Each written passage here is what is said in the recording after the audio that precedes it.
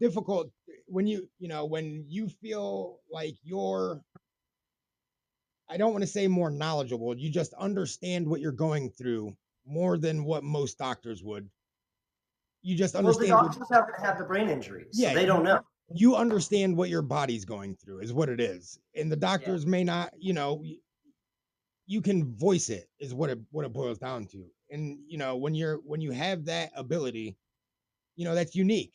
Um and I've had doctors tell me the same thing. You are very articulate for, what you're going through, and that's helpful for us. That lets us know that, what's actually going on.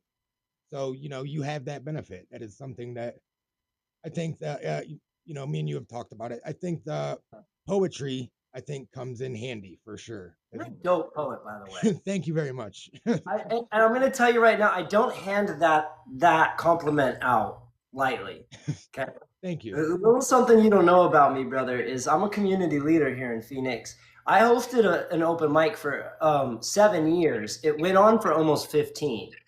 I've hosted a lot of events. I'm the co-founder of the Phoenix Festival of the Arts, and I've been doing spoken word poetry for since 2007.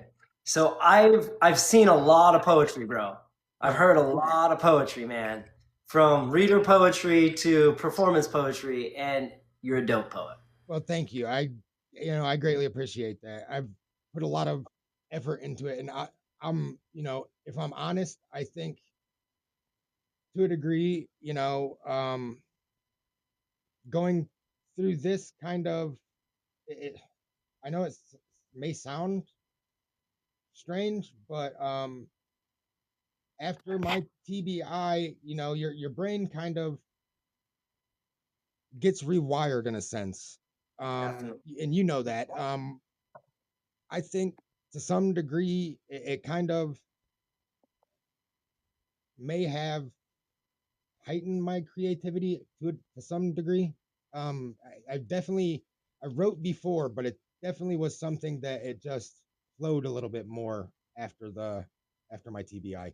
But it took me some effort to be able to get over the social anxiety and stuff that comes with the TBI, to be able to feel comfortable putting it out there.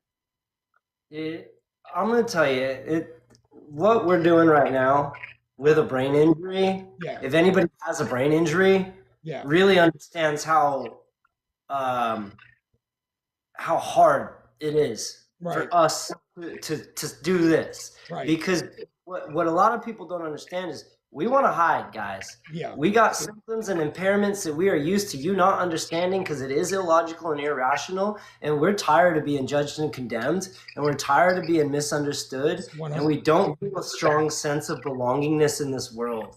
And we do. We pull back and we isolate. And it's hard to put ourselves out here. I'm more sensitive if somebody's a jerk. Yep, This is very passionate to me. And I had to really do a lot of trauma work to prepare myself to be like, yeah, like I'm going to have somebody who doesn't know what they're talking about come at me, or somebody that does know what they're talking about come at me. And right. It I have to definitely, let that go. yeah, it definitely takes some effort. And actually, a video, I think you posted it last week. That was something I kind of touched on in the comments, I think. Um, it's something that I've talked with people more than once. Something I had to overcome quite a bit. Is that disconnect between, going out and kind of, even with people you used to know. Um, I had to overcome that ability of, you get that issue with these people, don't you feel unheard, if you will. Like, people don't understand you, they don't want to hear what you're saying, and it makes you want to withdraw. It took me a long time to get to that point of, okay, it's not, because when you're first going through your TBI recovery, you get angry at yourself more than anyone, because you feel unheard, or you feel like your brain is working against you. You feel like nothing wants to cooperate.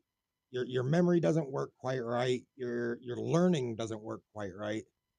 And you get aggravated at yourself, and that just snowballs because you're getting angry, and it just magnifies it. Um well, when people start giving you that, that look of, you tell them what's going on, and it's almost like they just kind of disregard what you're saying. And I'm sure you know what I'm talking about. Um, Oh, I, do I know? yeah, I had to get to the point to where I had to give them the same grace that I would give myself when I would set down my keys and turn around and completely forget and have to look for half an hour for a set of keys. Um, so they don't understand what you're going through. So you kind of have to remember that that feeling of that with yourself for them to a degree. That's the best way I just try to describe it to people, is because they are, for lack of a better term, they are that same mentality that you were when you started off. That's how they are, because they don't understand what you're going through. They've never been through it, just like you hadn't been through it. So that's kind of how I describe it to people, Yes, man. if you will. Yeah, I mean, I've said a few times that, you know, just like everybody else, I dismissed concussions Yeah, before I ever had a concussion. I mean, I had concussions, but I still dismissed them. That's because society tells us to. right. And Society, did you know? I'm going to give you a statistic that's going to blow your mind. Did you know 80% of society does not know that a concussion is a traumatic brain injury? that's actually what.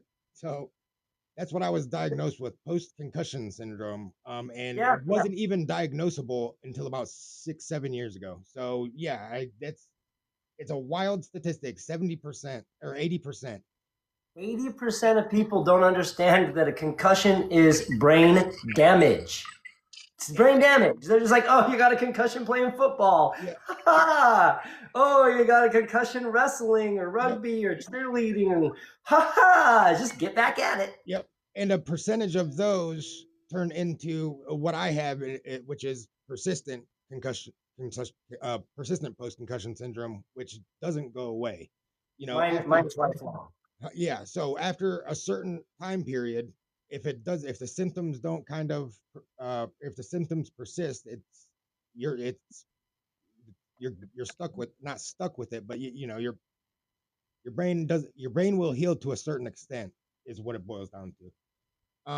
But Oh, yeah, yeah, it's one of those things that a lot of people don't understand. We're learning more every day about these things, but it's one of those things that sadly enough, too little research is still being done. And it's the better technology we come out with, the more we learn. But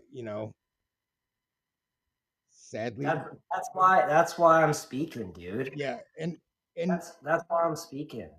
and I love that it seems like now more than ever, with this kind of stuff, the internet and everything, and people starting to realize that maybe some of the things that are going on are because of concussion, and perhaps some of this anger that I'm these angry actions that I have aren't just anger. It's possibly because I was strapping a helmet on my head and running into walls, basically football players and stuff. CTE and that 15 years ago wasn't a thing. And then, you know, it came out, the CTE discussion happened, and that opened up a whole can of worms. And now people are starting to realize that there's so much more going on, which is, it's kind of open the forum for all of us to kind of realize that there is more, more worthy to take care of your brain. Yeah, yeah. You know, and that's honestly, brother, that's one of the reasons why you hear me talking about how it's hard to receive the mirror that's coming back to me. And here's why. It's not that I don't believe in myself. I believe in myself. I love myself. I mean, Right. I have truly reached what I call the pinnacle of self-love, where there is nothing greater that I love more than me. But it's because we're in 2026. How am I the guy? Yeah. How am I the guy? Yeah. Like, I don't like, okay. Hey, you And I mean, just be the guy. That's what it is. I know that sounds wild, but be the I'm guy. standing in it. Yeah, there you are.